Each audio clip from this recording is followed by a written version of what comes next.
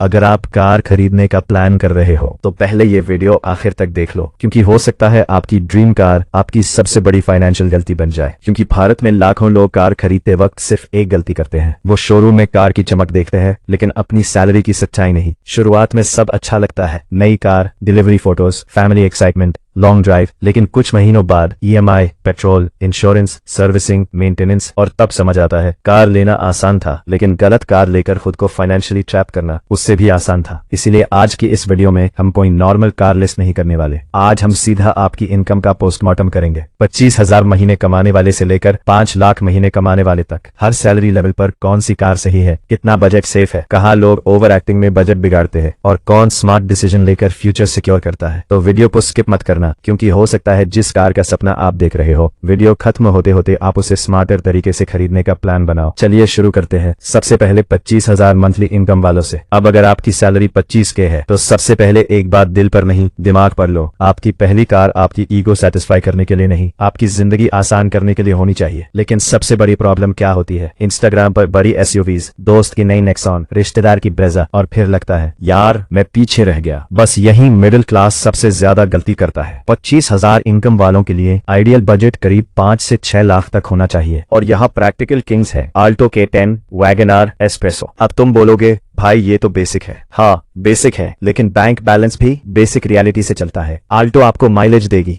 WagonR space देगी, espresso affordability देगी, और सबसे जरूरी ये कार्स आपकी इनकम को खत्म नहीं करेंगी। याद रखना, पहली कार का असली काम ये नहीं कि लोग बोले वाह, असल काम ये है कि महीने के एंड में आप खुद बोलो सही डिसीजन था। और अगर यहाँ तक बात रिलेटेबल लगी तो अभी वीडियो को लाइक कर दो, क्योंकि आगे 40,000 वालों की कैटेगरी में सबसे डेंजरस मिस्टेक्स आने वाली है। अब आते हैं 40,000 मंथली इनकम वालों पर। अब यहाँ इनकम थोड़ी बढ़ती है और साथ में कॉन्फिडेंस भी। अब इंसान सोचता है अब तो स्विफ्ट, पंच, बलेनो लेवल तो बनता है, और ऑनेस्टली बनता भी है। 40K वालों के लिए आइडियल बजट करीब 7 से 9 लाख तक हो सकता है। Swift sporty plus reliable, Baleno premium plus practical, Punch SUV feel plus road presence, Exter features plus modern package. लेकिन यहाँ सबसे डेंजरस शब्द है बस थोड़ा और डालकर लोग 8 लाख से 11 लाख पहुंच जाते हैं। फिर EMI कहती है सरप्राइज। इसलिए याद रखो, अगर आपकी कार कॉस्ट आपकी लाइफस्टाइल को स्ट्रेस दे रही है तो वो अपग्रेड नहीं, प्रेशर है। यहाँ एक क्विक क्वेश्चन, आप हैचबैक लेना पसंद करोगे या कॉम्पैक्ट SUV? कमेंट में जरूर बताना, मैं जेन्युइनली देखना चाहता हूँ पब्लिक किस तरफ ज्यादा जा रही है। अब बढ़ते हैं 60,000 मंथली इनकम वालों पर, और यहाँ से गेम सीरियसली इंटरेस्टिंग हो जाता है, क्योंकि यही वो इनकम जोन है जहाँ आदमी प्रैक्टिकल भी रह सकता है या फिर एक्साइटमेंट में खुद को ओवर स्ट्रेच भी कर सकता है। यानी Brezza, Nexon, Fronx, Sonet, Venue. अब यहाँ सबसे बड़ी गलती क्या होती है, लोग कार नहीं वेरिएंट के चक्कर में फंसते हैं। बेस प्रैक्टिकल था लेकिन सनरूफ चाहिए, एलॉय चाहिए, बिगर स्क्रीन चाहिए, और बजट साइलेंटली ऊपर चला जाता है। 60K वालों के लिए 10 से 13 लाख स्मार्ट जोन माना जा सकता है। Family plus reliability, Brezza, safety, Nexon, features, sonnet,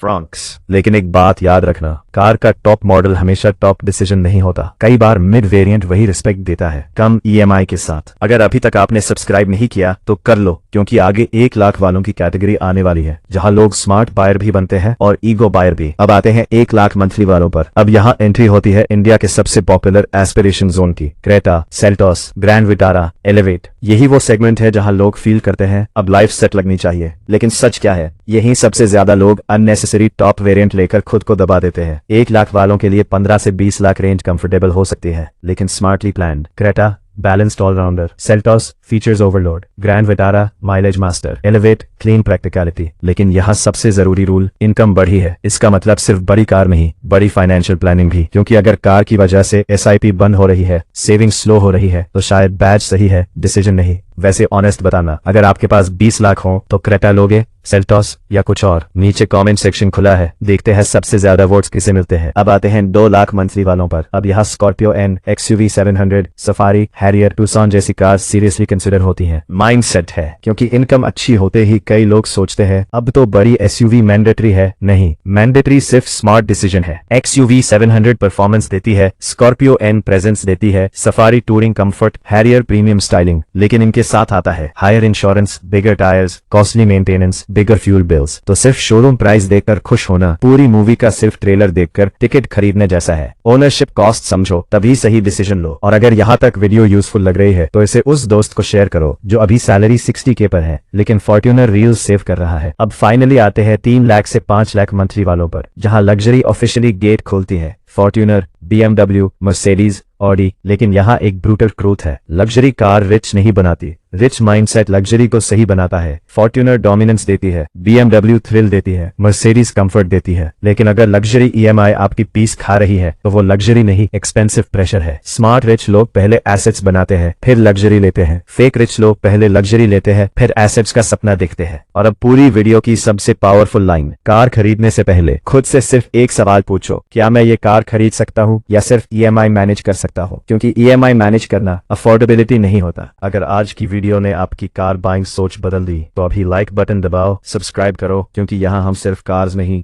smart financial decisions decode करते हैं। और सबसे जरूरी, कमेंट में अपनी मंथली इनकम मत छुपाना, सीधा बताओ आपकी इनकम ब्रैकेट क्या है और आपकी ड्रीम कार कौन सी। देखते हैं कमेंट्स में ज्यादा लोग प्रैक्टिकल है या अभी भी सिर्फ फॉर्ट्यूनर मोड में। मिलते हैं अगली वीडियो में जहां हम बताएंगे कौन सी कार्स मिडिल क्लास को स्मार्ट बनाती है और कौन सी सिर्फ दिखावे में बजट उड़ा देती है। तब तक सोच समझ कर खरीदो, क्योंकि सही कार आपकी जिंदगी आसान बनाती है, गलत कार सिर्फ किस्तें बढ़ाती है।